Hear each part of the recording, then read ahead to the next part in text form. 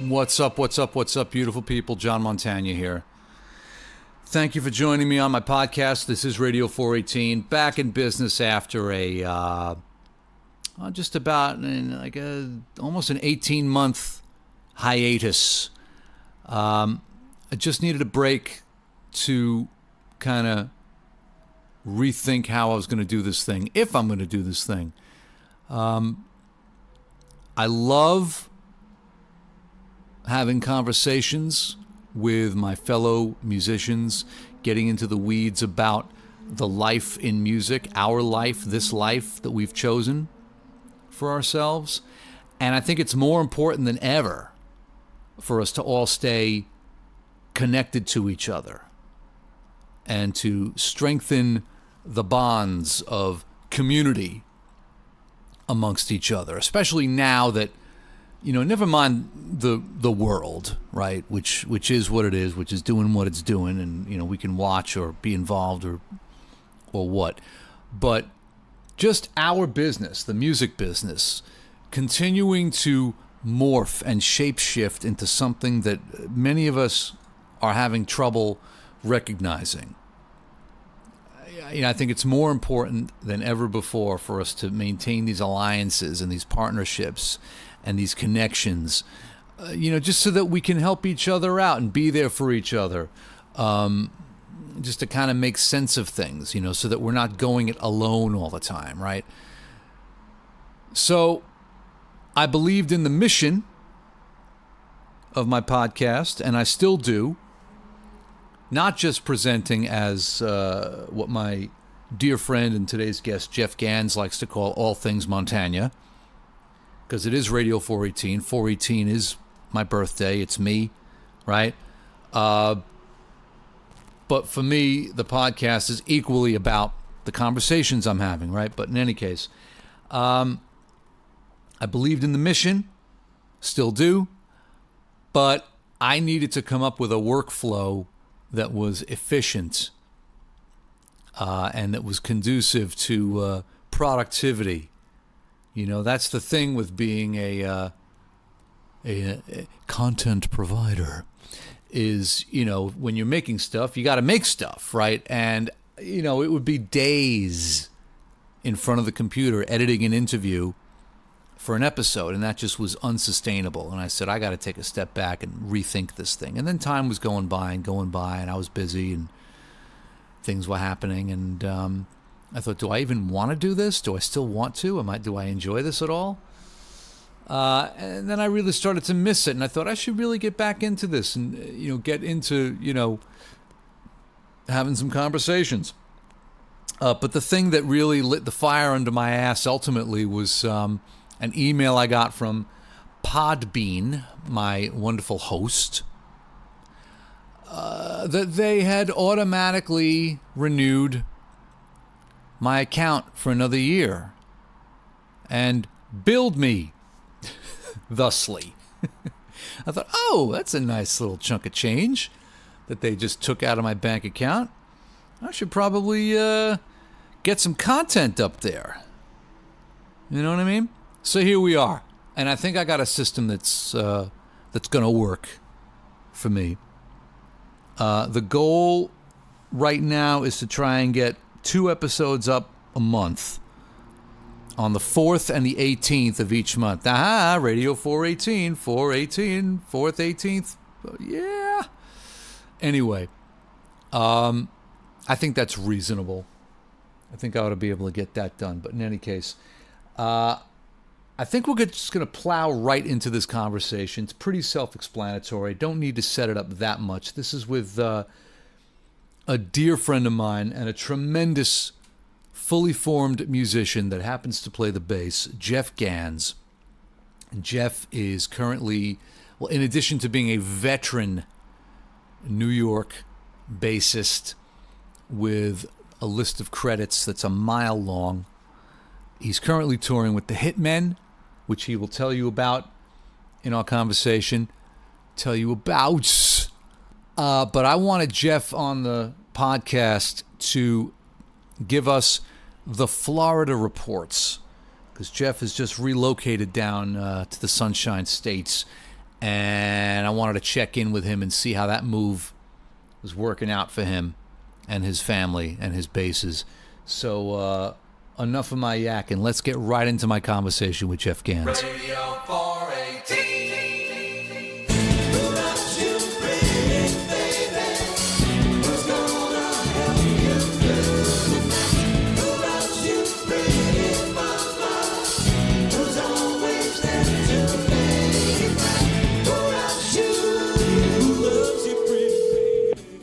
Hello, John. Good morning. How's it going? Good. How are you? I'm great. How's the weather? How's the weather where you are? Well, right now it's in the high 70s and the sun is out. I'm sitting on our lanai. You're what? I'm sitting on our lanai, which is another word for fenced-in porch. Got it. Okay. What's it like? What's it like where you are? It's winter just refuses to give up in New York, and it's like, gray and cloudy is one thing, but it's like 45 degrees right now. Oh my goodness. So we're trying to not let that ruin the mood here. We'll get like 1 or 2 days of grace a week where the sun comes out, but that's pretty much it. Well, that's not bad. At least there's no snow on the ground, so none of the good parking places in Brooklyn are taken up. There you go. With big 20-foot high drifts from the plowing. That at least is very done. Vividly. Exactly. So let's, plow right into this, as it were. So to speak. By now, I guess it's common knowledge that you have relocated down to Florida. Yep, we're in St. Augustine. Okay. So what precipitated this move? This is after a lifetime of faithful service as a bassist in New York. And you did the pick up and move to Florida. What precipitated this lifestyle change? Okay, I'll give you the long version of the short story. Do it. In last summer, or actually, last winter, probably around February or March, the Hitmen had a gig at the Flagler Theater in Palm Coast, a place where we play usually about once a year. And Palm Coast is about a half hour from Jacksonville and about a half hour from me in St. Augustine and about 45 minutes to an hour from Jacksonville. And I just got a really, really good feeling about the place from being here. Some friends, longtime friends, came to the show. And not only do they live where we live right now in St. Augustine, but they also have a condo in Palm Coast, which is right where the gig was. Got it. So I was looking out the window at the ocean and kind of getting a very short look at all the culture and everything that was present there, and said, and I called up my wife and said, you know what, Daryl, come down and let's check this out. And that was last July. And we made the decision to just do it. And a lot of it had to do with the fact that my grandkids will be receiving some of the best education available in the country. Apparently, St. Johns County, where we are, is rated number 1 in the state of Florida and number 5 in the United States. Okay, so this was like a family decision, too. This is because you have... very much so. Okay, now, so the grandchildren, were the parents of the grandchildren considering moving as well, or had they already done it? Well, we asked them, and their answer came very, very quickly. They were definitely into it, because where they were living in New Jersey, they were starting to outgrow their house. Right. Where they were living, it was not safe for them to go to the public schools of that particular town. Interesting. And it all came very concurrent to enough is enough here.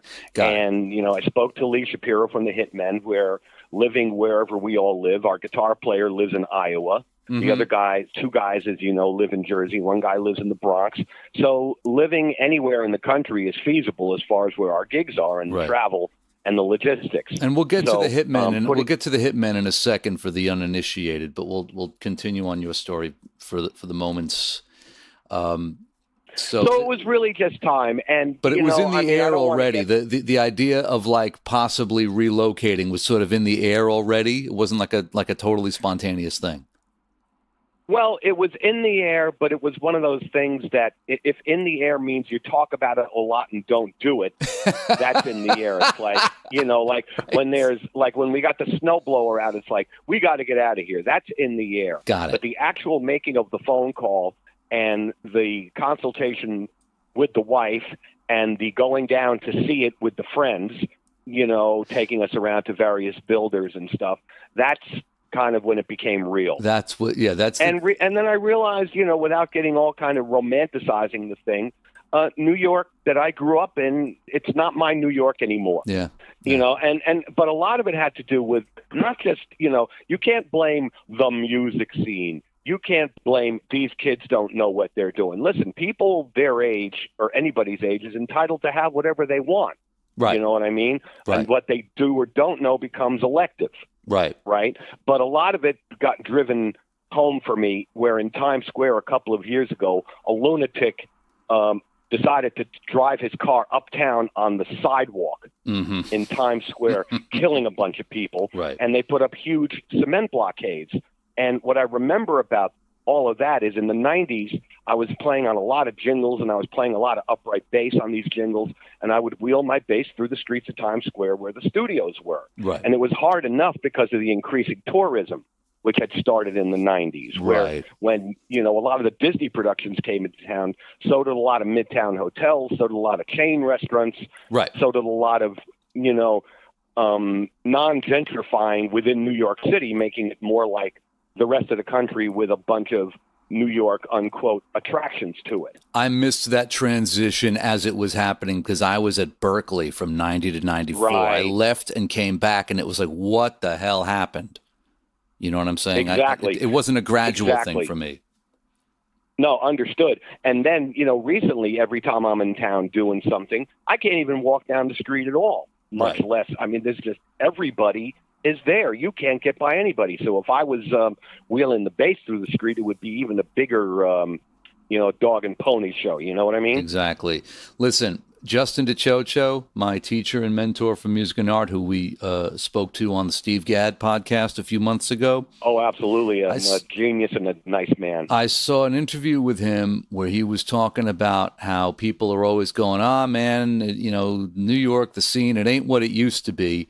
And he says that when he came down to Manhattan from Rochester, I think, where he hails from upstate, he came down and was, getting into the gigging scene in like 1960. And guys in 1960, the old guys in 1960 were saying, man, it ain't what it used to be. So when exactly was it how it used to be? Like every generation thinks, man, it's not what it used to be. So I feel like we're sort of right on time with this shit. Oh, absolutely. Well, all of it, because, Bach wheeling his organ up the stairs. I'm sure going to the kitchen.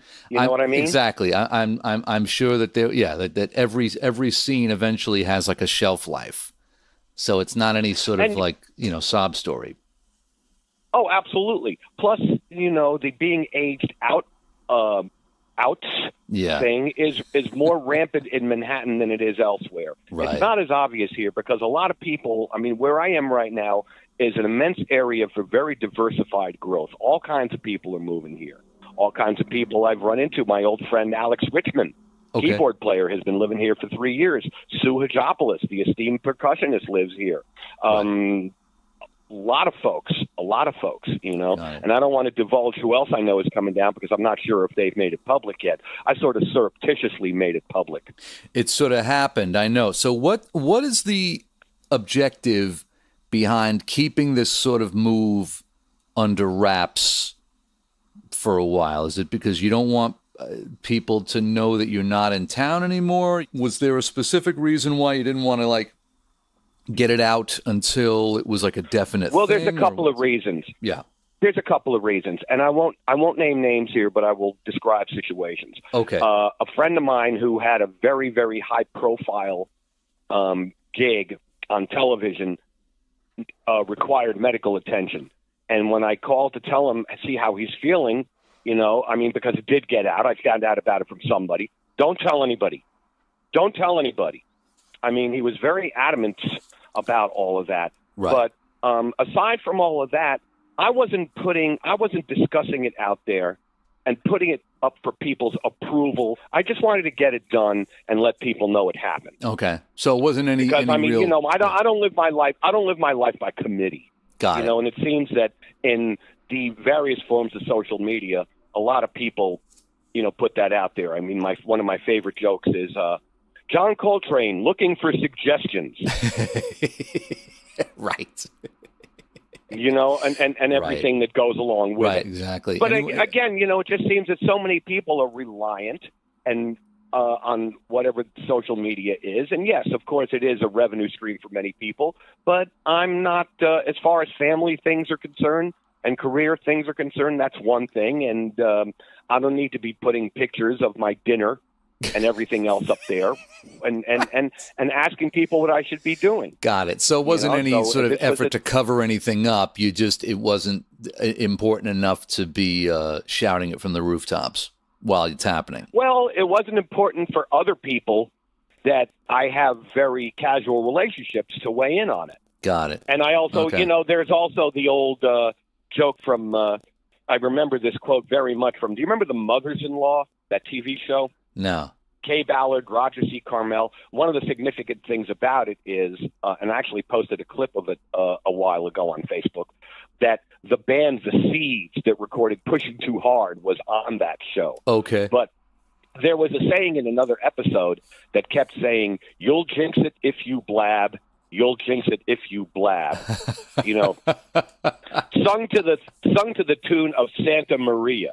Okay. You'll jinx it if you blab. You'll jinx it. The whole cast is singing it. And I said, you know what? That for some reason that stuck with me. Got it. So there's just no point. I mean, you know, it's harder to be private now than it is to be public. That's very true. It does take a lot of effort to not share every single thing that's happening. You feel compelled to look at this thing that's exciting. I better post this. And no. And when it's not your choice, I mean, Gene Simmons says, I've got to be careful when I walk out of the house, what I'm wearing, if I shave today. I'm paraphrasing. I mean, you know, there's cameras everywhere. And if you're a little bit more if we have more public people looking at us like you and I do, that's even more important. Ask a stand-up comic who's trying to work out new material how he feels about that. Well, it didn't work out too well for, who am I thinking of? Michael Richards. Well, yeah, but that's somebody had a camera in the audience. Whether or not he had a meltdown. If it happened in Catch a Rising Star in the 70s, it was private. Right, exactly. But besides that, I'm talking about I'm going to road test this new joke and see if it works. And if it doesn't work, you know, a sort of half-baked joke that needs some tweaking doesn't need to get put up on YouTube. That's not like an unfinished song or an unfinished work that I got to go back to the drawing board and make that thing, you know, strengthen the premise or whatever. You know, he's workshopping stuff and it's going out there, you know. And again, you know, what you're so aware of and what you've told people, a lot of these deep cut things are coming out, you know. I'm sure so many of the artists are livid. They didn't want everything that was on the cutting room floor. There's a reason. Yeah, there's a reason why the Jack Johnson album was only 40 minutes long, even though there's 8 hours of stuff. And don't get me wrong. Right. I'm a sucker for all the complete Jack Johnson sessions and all. You know, that I love all that stuff. Yeah, but you're also a practitioner and a student and a professional. Exactly. That makes it different. Right. It's there. Exactly. You know, it's just more vocabulary for us. There you go.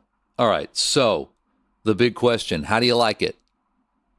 So far, so good. Okay. I've already got a steady Monday night gig in St. Augustine Beach with Rick Levy, who is best known as a member of the Box Tops at the moment. Got it. And yes, we play The Letter. And before that, he played with Tommy Rowe. Yes, we're going to do Dizzy. Yeah. And before that, he played with Peter Noon. And yes, I've actually threatened to sing No Milk Today on this gig. So it's very much a New York style gig. And Tom, really great drummer named Tom Santoni. He doesn't even use a kick drum in this thing. So Rick plays acoustic, and I bring whatever, you know, bass is making the whole thing work. And it's very much like the kind of work that you and I do because we just go in there. We don't rehearse. Nice. Band is called The Bones, and I mean, it's a lot of deep cuts. It's everything from, Sunday afternoon by the Kinks, and on the first gig, I actually called the Fishing Hole. Now, what is the Fishing Hole? I was going to say, yeah. It's the Andy Griffith theme. That's right. Yeah, you told me and that. And it actually has lyrics. Nice. So I did that, and everybody, and the kind of people that are coming to this thing are folks of our vintage and older, and they're entitled to have a good time as much as anybody else. There you go. So professionally, it's a very, very wide palette of things going on down here. Got it. The University of North Florida, that has a very sophisticated jazz program, is here. There's a lot of everything. There's a lot, of course, because it's Jacksonville, there's a lot of Southern rock, but there's jazz, and there's acoustic music, and there's singer-songwriters. And my friend Alex, who I mentioned before, said, people actually come to see people playing original music at restaurant gigs. Aha. Okay. Yeah, because that was my next question. And not just open mics. Okay. Well, so far, I've been, I've worked with members of, as a matter of fact, one of my favorite things that happened is that I showed up for the the St. Augustine Jazz Society, and who did I ended up jamming with there, playing jazz fiddle?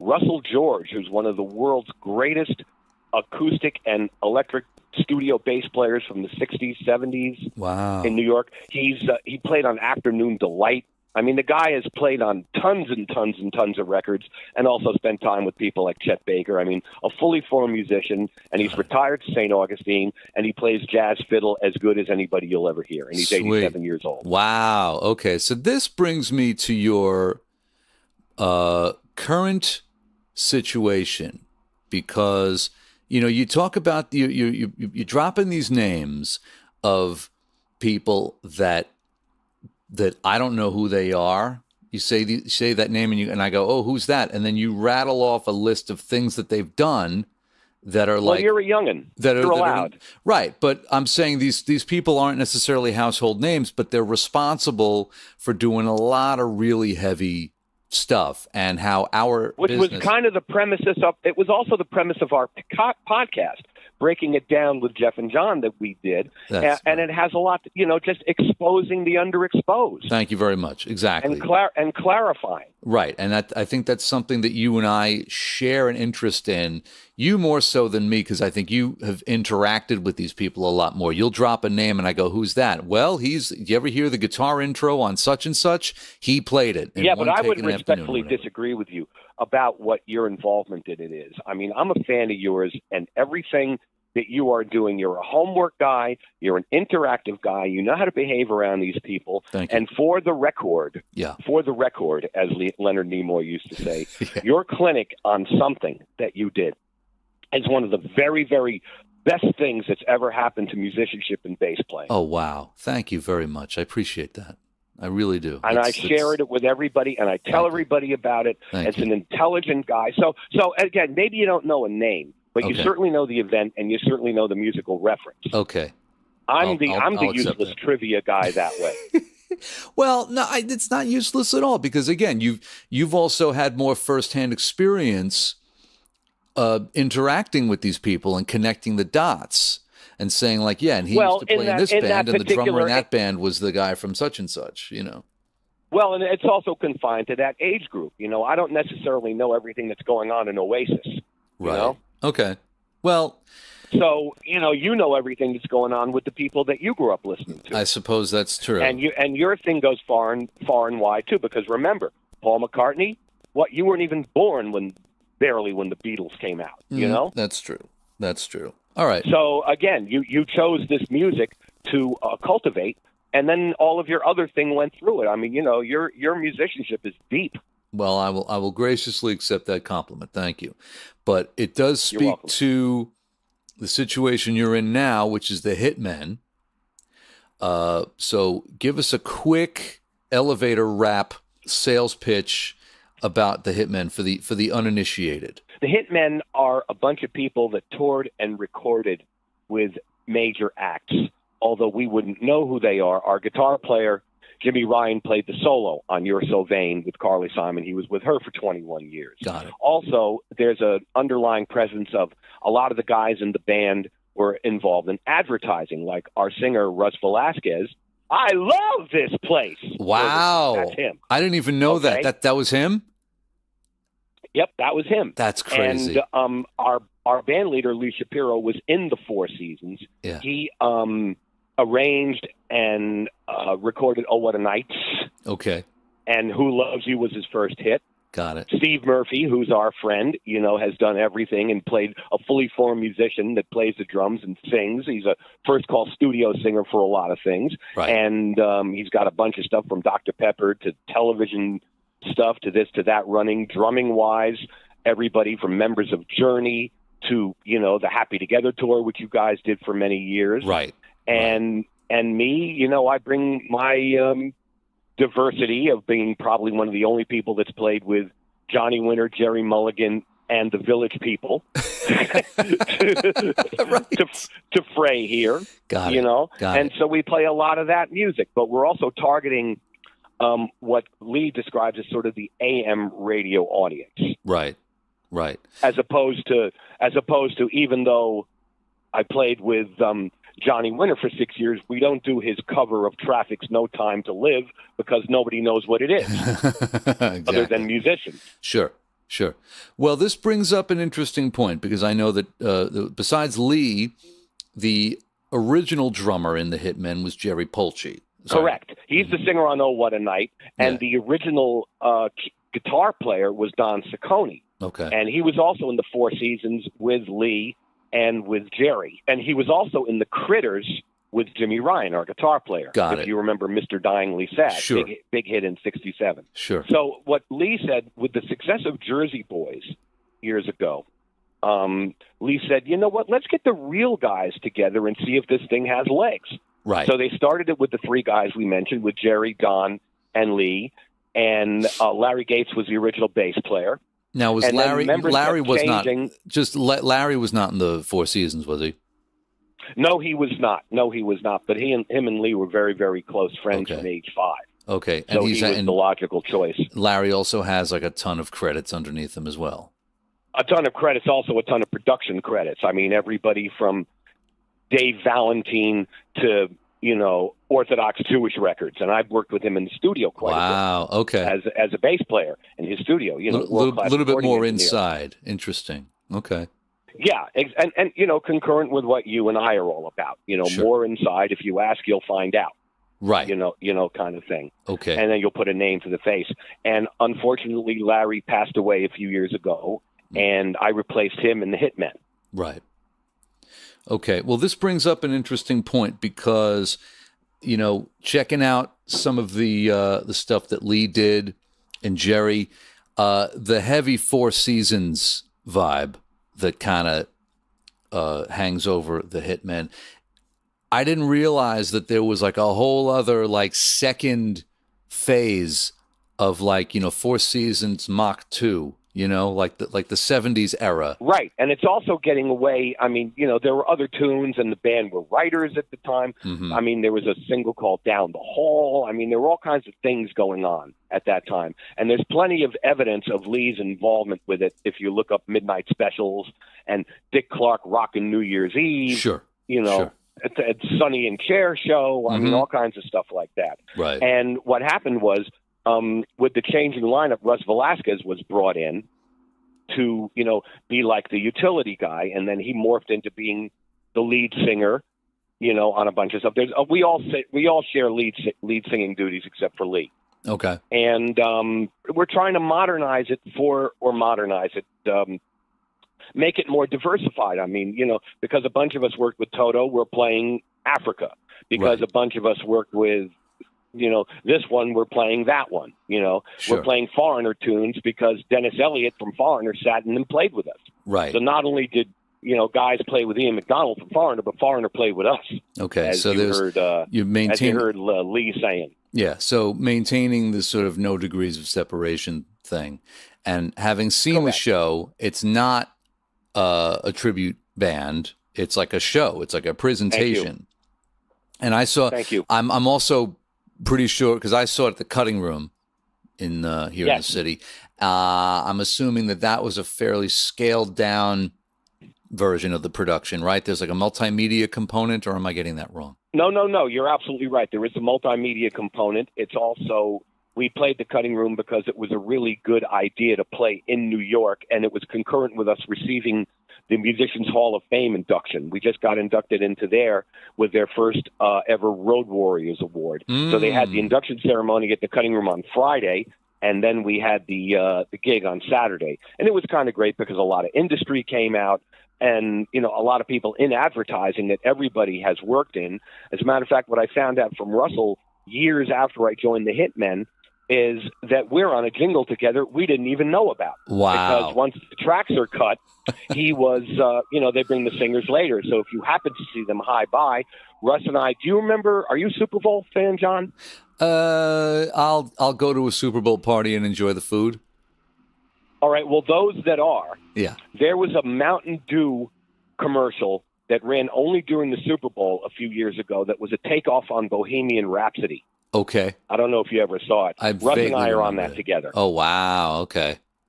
Interesting. So this is the kind of stuff you find out as you keep talking to the guys. I mean, you know, Russ has been on hundreds and thousands of recordings, and I met Lee playing with Uncle Floyd. Wow. It's such a great indicator of like the reality of our business. The lines, not just the fact that you can play with Johnny Winter and the Village People and Uncle Floyd, but like the lines between like playing on hit records and playing on jingles, like the advertising industry, it's all sort of interconnected. All right, I'm gonna embarrass you now, okay? Do it. I'm gonna name 3 John Montagna credits that are my 3 favorites. Okay. Alan Parsons, Todd Rundgren, and Rich Little. And I'm not lying about any of them. No, you're not. No, you're not. That was a phone call from our mutual friend, Mick Gaffney. Correct. Summer of, I want to say, 2015. It was just a random call. Got a gig in Atlantic City. Me, you, and Rich Zucker backing up a show with Rich Little. And, you know, are you available? Are you interested? And, you know, initially I'm like, you know, the money's kind of light for a drive to Atlantic City. I'm like, wait a second. Do I want to play with Rich Little? Of course I want to do that. Are you, what's the matter with me? Exactly. When I was, 8 years old, 9 years old, watching Rich Little on TV, did you ever think that life would be long enough that I would get a chance to even meet that guy, much less play bass with him? Of course I want to do that, Well, that's my whole point. I mean, we all have stories like that. There you go. Do you remember years ago when there was a huge fire in Westchester and one of the hotels burned down up there? I can't remember which one it was. I think it was so. Up in Rye. Okay. And so what happened was there were a bunch of the gigs had to be relocated to nearby hotels. And I got hired to play with Dennis Day, the famous Irish tenor from the Arthur Godfrey Show. Got it. Very famous TV show in the 50s and 60s. Okay. And he was the boy Irish singer. And we're playing his big hit Galway Bay, which is a beautiful ballad about Ireland. Ask any Irish person, they'll know what it is. Sure. And in the next room, there's a club date. So during da-da-da-da-da-da-da-da-da-da, you're in the next room because so it was another one of those when worlds collide moments. Exactly. You and I, with our resumes, have already been in the next room. Got it. Or as Howard Kalin from the Turtles told me many years ago, there's one show business. Well, he's right. As a matter of fact, I sang Happy Together on the gig last night. Really? And yes, I did. I was drafted to do it. Yeah. And I also introduced the band as the Turtle. Since Howard retired. Well, no, Howard hasn't retired. All right. Well, he didn't do the last tour, though. Right? He sat out. He had to sit out the last tour for some medical situations. I think he's all right now. Nothing. I think it was like a back issue or something like that. Good. It just 3 months on a bus. Okay. 3 months on a bus was just not gonna work for him. Right. So Ron Dante, the great producer, who produced Barry Manilow and was one of the Archies. Yep. He came in and he killed it. Exactly. Oh, and you asked about the Hitmen before. Continuing with that, we also have a symphony book, which means that we have arrangements of a bunch of our stuff that we perform with symphony orchestras. Great. And we also have a 3-horn book, and we also have a 1-horn book that usually Mark Feinberg, affectionately referred to as the Bronx Bear, former Billy Joel alumnus and a whole lot of people, is usually our go-to 1-horn guy. Got it. So the show can be expanded or contracted depending on the size of the venue and the budget. Absolutely. And when we had the induction ceremony, it was just guitar, and I brought the bass along, and we did everything with like shakers and stuff like that. So it can definitely be done. Excellent. When you had to learn that book and you got like the whole set list, what was a tune that was particularly like challenging for you? Were there any sort of musical hurdles that you had to jump over that you were like, "Oh man, I'm going to need to shed this"? Not really, because it was all in my wheelhouse. Got it. Okay. It was all stuff. It was a lot of stuff that I grew up listening to. So it was just a matter of, even though I actually substituted on the book before I actually got the gig. Okay. So I had a couple of days to get it together. So I actually read the music on stage, and that's when I first became aware of some of the regular bass lines from the stuff that, even though I knew them, I never saw them in print and actually played them. So really the hurdle was memorizing the entire show, because I'm so used to having played in Broadway pit orchestras and recording dates. I was used to reading, because reading takes up less time in the studio. Sure. I mean, instead of rehearsing something for a week, you get it done in an hour. Right. So the memorization plus singing background stuff, and, doubling all the high Frankie Valli unison, which I do a lot of. Right. That was really kind of, the walking and chewing gum thing for me. Yeah, I'm seeing more and more of that lately, of vocals being doubled live just to make it sound fatter. I know with Parsons, and Murphy will attest to this. Anytime there was a harmony part, even if someone's singing a tune and there's one line that has like a harmony vocal, like just a third above, even if it's for a few bars, both parts would immediately get doubled. Let's plug some friends of yours. Who are two of the best people at coming up with harmony things in songs where the harmony doesn't exist and it always sounds good? Guys who come up with harmonies in where harmonies don't exist. That's a good question. I'm sure Murphy would have a gift for that. All right, and who are the other two? Hint, they have the same last name.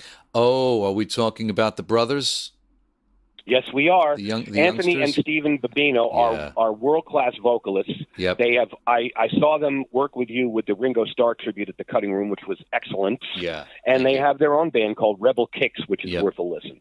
I mean, speaking of the Ringo show, I put together a Ringo Starr tribute program in summer of 2017, and I took the bold step of not playing bass. Brought in Anthony and Stephen on bass, Anthony on guitar, and I knew they were talented. I knew they were responsible. I was not prepared for the level of musicianship and professionalism that these guys brought in. They actually started to learn when their father, Tony Babino, a great singer, was bringing them on gigs. Absolutely. Well, that's how I was on with Mick Gaffney. That's how I remember them, as like little kids. But I mean, they showed up at my apartment for the rehearsal 15 minutes early.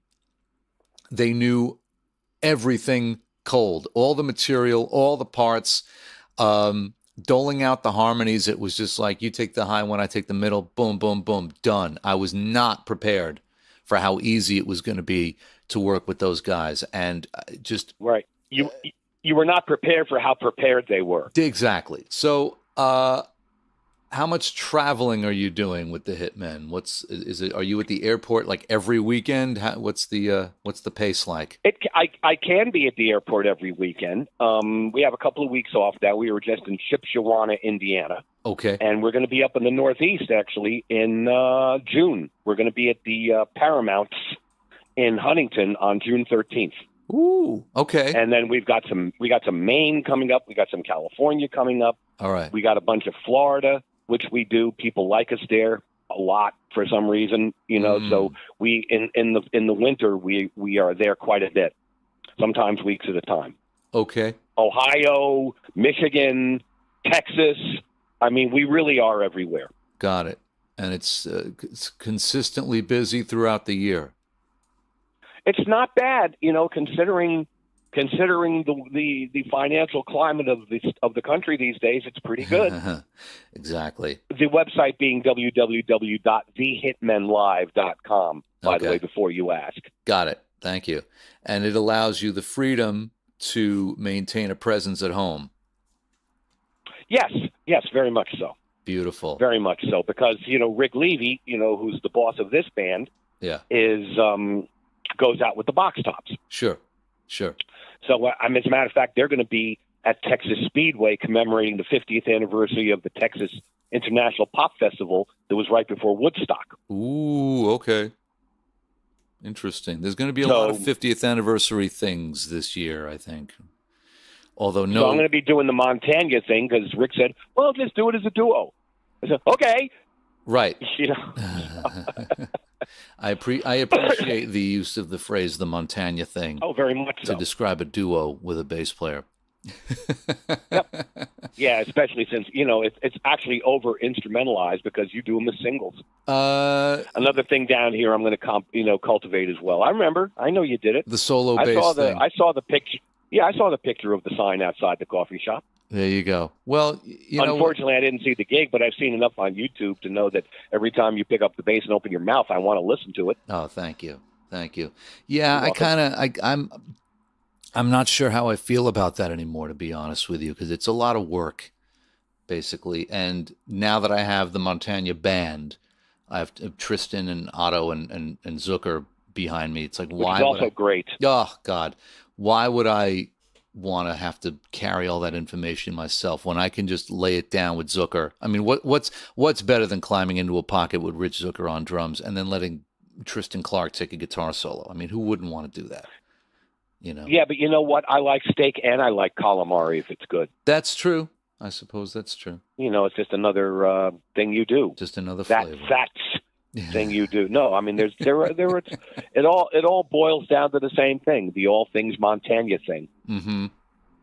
Well, I appreciate you coming on to this all things Montagna thing here and helping me relaunch its. My pleasure. You know what I mean? And I'm privileged to be a part of it. When are you up here again in our neck of the woods? I will. It's looking like June. Okay, the Paramount. For these 2 dates, we have a date, and then we have a date at the Broadway Theater in Pitman, New Jersey. But we've got a really interesting gig coming up in July, where we've been hired to do the private party of a very affluent 72-year-old lady in Mamaroneck who's having her bat mitzvah. Oh, that's fantastic. So I guess she never. So the Hitmen seem to be a really good fit for that. Right? Why not? I mean, Ed Sheeran was unavailable. Yeah, right. Oh, that's tremendous. So she's like, she never did it back in the day, and now she's. That's correct. Yeah, I want to do this. That's fantastic. You got to love a lady like that. Got to love that, right? That's great. Exactly. All right. Well, exactly. Congratulations to you for doing consistently good work. My hat's off to you. And you too, because you know what? You're stuck with being you, and you're doing it all right. There you go. So nicely done, sir. Thank you very much. All right. My pleasure. Talk to you soon, brother. Take care, my friend. Bye-bye.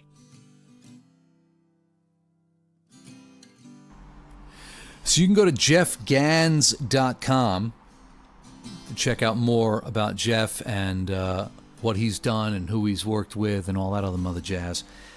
I failed to mention at the top of the episode that Jeff and I were working on a podcast together called Breaking It Down with Jeff and John.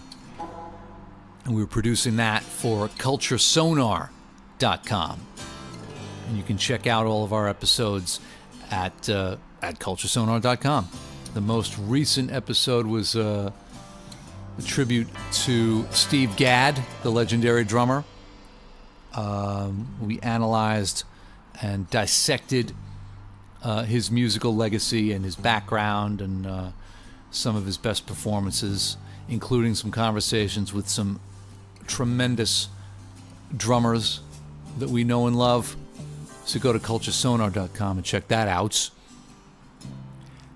If you are in the New York area on Tuesday, June 18th, I will be appearing at The Groove with Montagna Band. Tuesday, June 18th, 7:30 p.m. That's Tristan Clark on guitar, Otto Ray on keys, Rich Zucker on drums, and myself on bass and voice. The Groove's at 125 McDougal Street in the heart of the Village. So we hope you'll stop in on that. In the meantime, you can follow me on Twitter at John Mon, JONMON. You can drop me a line with the hashtag Radio418. The Instagram is at John Montagna. The Facebook is facebook.com/radio418. There's also facebook.com/John Montagna fans. But pretty much everything and anything I'm doing, you're going to see on my website, johnmontagna.com. So I'm happy to be back with the podcast. Always growing, always evolving, always changing. Working on the system, constantly updating the system so that I can bring it to you with some sort of frequency and regularity that you will enjoy, that you'll get something out of. So send me your feedback. Let me know what you like. Let me know what you don't like. And let's keep the conversation going. All right. What else did I need to tell you? Oh yeah, listen to music, listen to music, listen to music. It's good for you. Thanks for listening to Radio 418. I will see you on the next one. Be well. Radio 418.